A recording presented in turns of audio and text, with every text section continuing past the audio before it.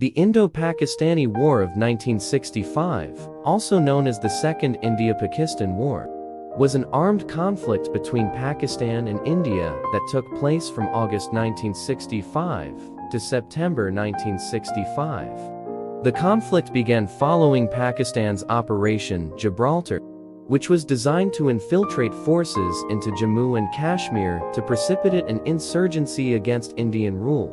The 17-week war caused thousands of casualties on both sides, and witnessed the largest engagement of armored vehicles and the largest tank battle since World War II.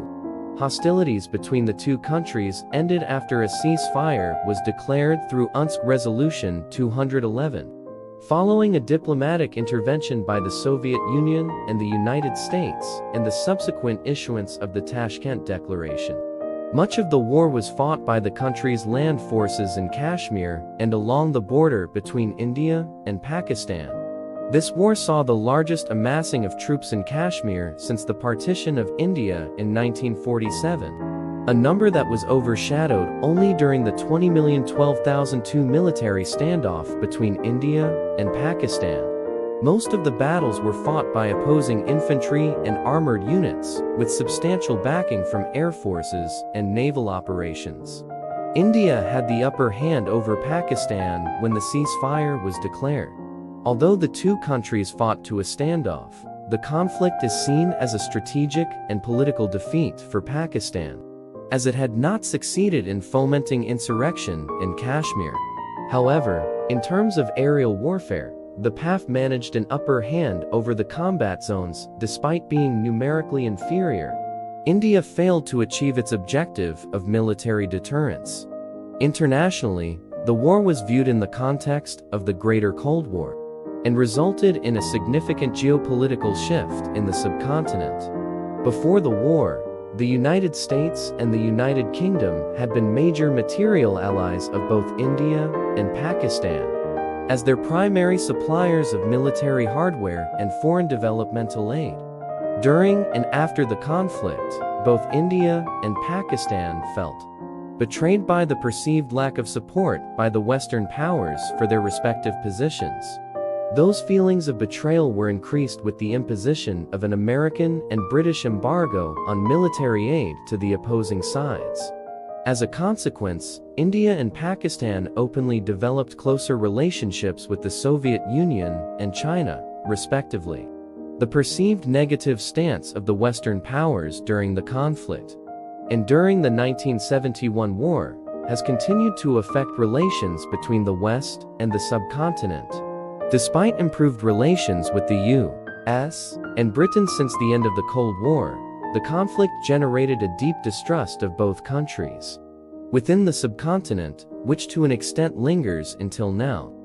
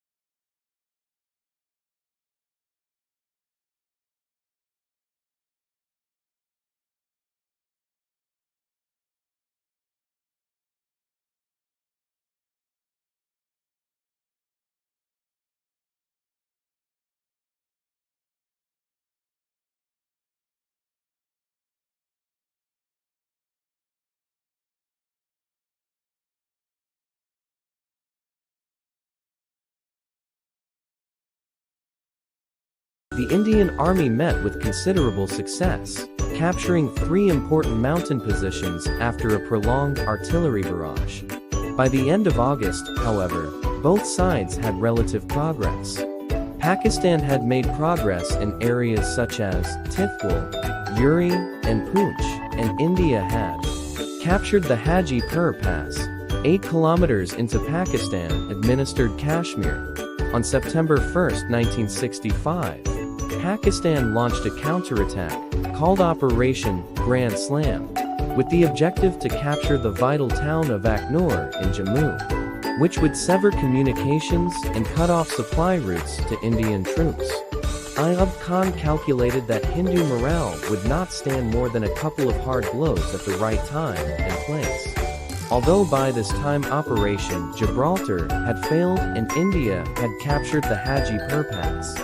At 3:30 on September 1, 1965, the entire Chum area came under massive artillery bombardment. Pakistan had launched Operation Grand Slam, and India's army headquarters was taken surprised.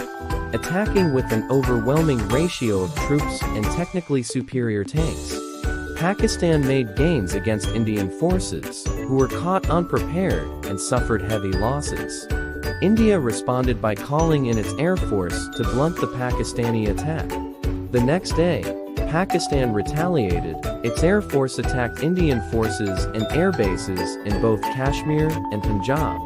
India's decision to open up the theater of attack into Pakistani Punjab forced the Pakistani army to relocate troops engaged in the operation to defend Punjab. Operation Grand Slam therefore failed, as the Pakistan army was unable to capture Aknur. It became one of the turning points in the war, when India decided to relieve pressure on its troops in Kashmir by attacking Pakistan further south. In the valley, another area of strategic importance was Kargil. Kargil town was in Indian hands, but Pakistan occupied high ground overlooking Kargil and Srinagar La Road. However, after the launch of a massive anti-infiltration operation by the Indian Army, the Pakistani infiltrators were forced out of that area in the month of August. India crossed the international border on the Western Front on 6 September.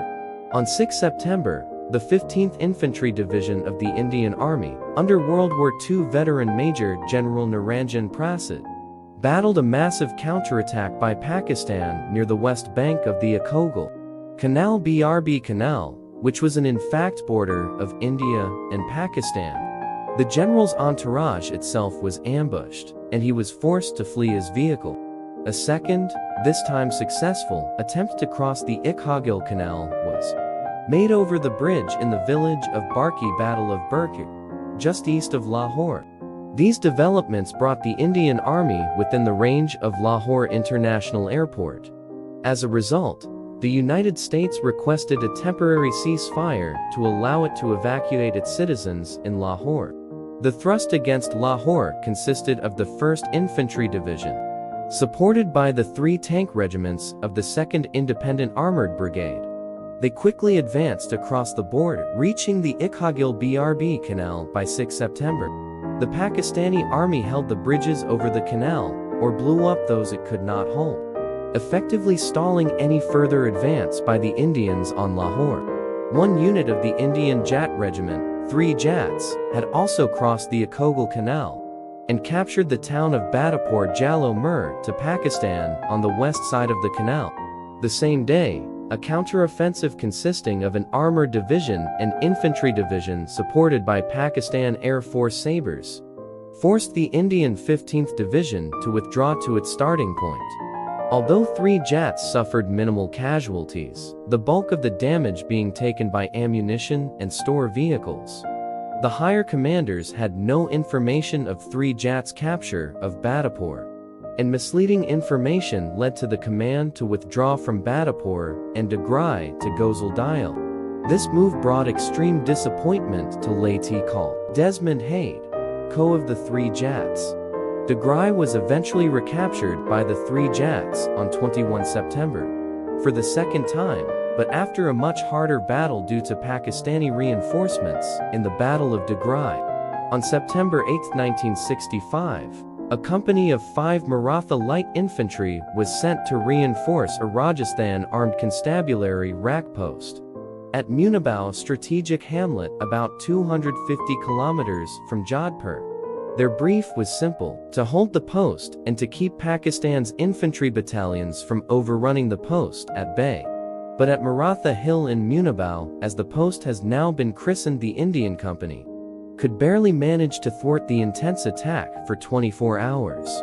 A company of 3 guards with 954 heavy mortar battery ordered to reinforce the rack post at Munibao could never reach. The Pakistani Air Force had strafed the entire area and also hit a railway train coming from Barmer with reinforcements near Gadra Road railway station. On 10 September, Munibao fell into Pakistani hands, and efforts to capture the strategic point did not succeed. On the days following 9 September, both nations' premier formations were rooted in unequal battles. India's 1st Armoured Division, labeled the Pride of the Indian Army, launched an offensive towards Sialkot. The division divided itself into 2 prongs, was forced back by the Pakistani 6th Armoured Division at Chawinda, and was forced to withdraw after suffering heavy losses of nearly 100 tanks. The Pakistanis followed up their success by launching Operation Windup, which forced the Indians back farther. Similarly, Pakistan's Pride, the 1st Armoured Division, pushed an offensive towards Kemkaran, with the intent to capture Amritsar, a major city in Punjab, India, and the bridge on River Beas to Jalandhar. The Pakistani 1st Armoured Division never made it past Kemkaran, however, and by the end of 10 September lay disintegrated by the defenses of the Indian 4th Mountain Division, at what is now known as the Battle of Asal Utter Lit, meaning real answer, or more appropriate English equivalent fitting response. The area became known as Patan Nagar Patan Town because of the large number of US-made Pakistani Patan tanks. Approximately 97 Pakistani tanks were destroyed or abandoned, with only 30 Indian tanks destroyed or damaged. The hostilities in the Rajasthan front commenced on 8 September. Initially, the Pakistan Desert Force and the Her militia followers of Pir Pagaro were placed in a defensive role, a role for which they were well suited, as it turned out. The Hers were familiar with the terrain and the local area, and possessed many essential desert survival skills which their opponents and their comrades in the Pakistan Army did not. Fighting as mainly light infantry, the Her inflicted many casualties on the Indian forces as they entered Sindh.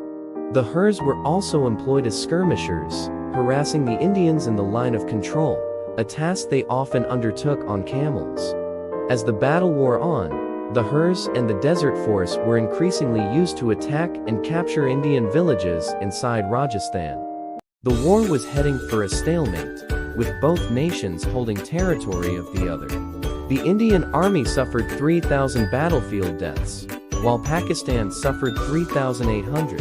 The Indian Army was in possession of 1,920 square kilometers 740 sq mi of Pakistani territory, and the Pakistan Army held 550 square kilometers 210 sq mi of Indian territory. The territory occupied by India was mainly in the fertile Sialkot, Lahore, and Kashmir sectors, while Pakistani ground gains were primarily in deserts opposite Sindh and in the Chum sector near Kashmir. Pakistan claims that it held 1,600 square kilometers 620 sq mi of Indian territory, while losing 1,200 square kilometers 450 sq mi of its territory.